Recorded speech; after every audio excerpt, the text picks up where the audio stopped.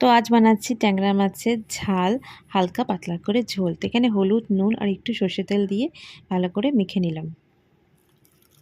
ট্যাংরা মাছগুলো বেশ ছোট ছোট ছিল, বেশ বড় না বেশ ছোটও না, আর ডিম ছিল, তো বেশ ভালোই ছিল মাছগুলো। তো এখানে দেখতে পাচ্ছ ট্যাংরা মাছগুলো ভেজে দিলাম। ওই তেলের মধ্যে দিয়ে দিলাম একটু কালো জিরে, তারপরে দিয়ে দিলাম কুচনো পেঁয়াজ। কুচনো পেঁয়াজ ফ্রাই হয়ে গেলেই দিয়ে দেবো ওর মধ্যে আবার টমেটো। এবার টমেটো দিয়ে একসাথে এগুলোকে আমরা ফ্রাই করে নেব। তো এখানে আমি মশলার মধ্যে দিচ্ছি হলুদ, নুন, আর তারপরে দিয়ে দিচ্ছি এখানে পেস্ট করে রেখেছি কাঁচা লঙ্কা আর জিরে আর একটু আদা আর একটু রসুন।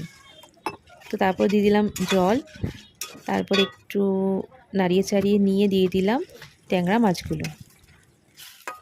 এবার হালকা ফুটে আসলে আমাদের পাতলা ঝোল ট্যাংরা মাছে রেডি।